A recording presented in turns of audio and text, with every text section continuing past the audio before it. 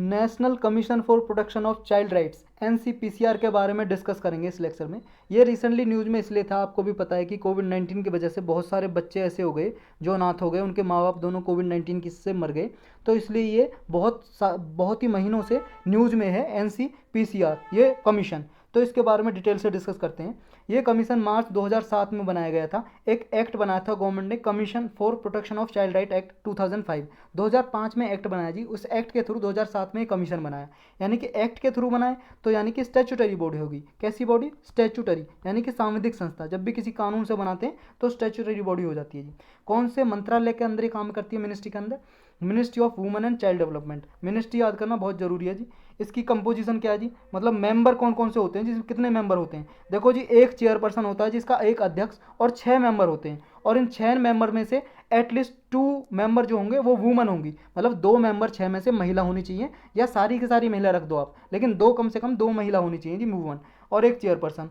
और इनको अपॉइंट कौन करता है जी? सेंट्रल गवर्नमेंट करती है जी। इनकी नियुक्ति 3 साल के लिए, मैक्सिमम 3 साल के लिए होती है जी। और इनकी मैक्सिमम एज कितनी होनी चाहिए? मतलब अगर ये 65 साल के हो गए तो रिटायर हो जाएंगे जी, या 3 साल पहले हो गए तो रिटायर हो जाएंगे चेयरमैन के लिए। और मेंबर के लिए है जी एज 60 ईयर, मैक्सिमम एज है जी 60 ईयर। कम से कम नहीं है जी 65 ईयर, कम से कम कि 65 ईयर के हो जाएंगे जब अपॉइंट किया जाएगा, ना ना, मैक्सिमम एज है कि अगर मान लो 65 साल हो गए, 3 साल नहीं हुए इन्हें, ये अपॉइंट किए गए मान लो 64 साल के थे तब अपॉइंट किए, और इन्हें 65 साल हो गए तो 1 साल में रिटायर हो जाएंगे। अगर मान लो जी 60 साल में अपॉइंट किया है चेयरमैन जी, तो इनकी मैक्सिमम 65 साल है, लेकिन 3 साल हो गए तो जो भी अल्रियल आएगा 3 साल में रिटायर हो जाएंगे या 65 साल के हो जाएंगे तब। और मेंबर के लिए 60 साल है यही। इसकी कमीशन की मैंडेट क्या है? इसकी ये है जी, जो भी गवर्नमेंट के हमारे कॉन्स्टिट्यूशन ऑफ इंडिया में जो भी प्रोटेक्शन दी हुई है चाइल्ड राइट के लिए, बच्चों के अधिकार के लिए, जो भी हमारे देश में कानून है, लॉ है जी, कोई पॉलिसी प्रोग्राम है, कोई स्कीम योजना है, उसकी निगरानी करना, देखना ये इम्प्लीमेंटेशन हो रहा है या नहीं हो रहा सही से। और जो United nation convention on child rights of child है, मतलब जो यूनाइटेड नेशन की TT है जी, जो चाइल्ड राइट को प्रोटेक्ट करने के लिए पूरे वर्ल्ड वाइड काम करती है, इसको भी निगरानी के लिए काम करता है जी ये कमीशन। ये देखता है हाँ बच्चों के अधिकारों का कहीं पे उल्लंघन तो नहीं हो रहा, वायलेशन तो नहीं हो रहा है, समझ रहे हो। अब एक राइट टू एजुकेशन एक्ट है 2009 का, हमारा right to education act, RT act बोलते हैं 2009 का। इसके थ्रू भी जो ये कमीशन है, national commission for protection of child right, इसके लिए भी इसको अधिकार दिए गए इस एक्ट के थ्रू। इसके थ्रू ये कमीशन क्या कर सकता है?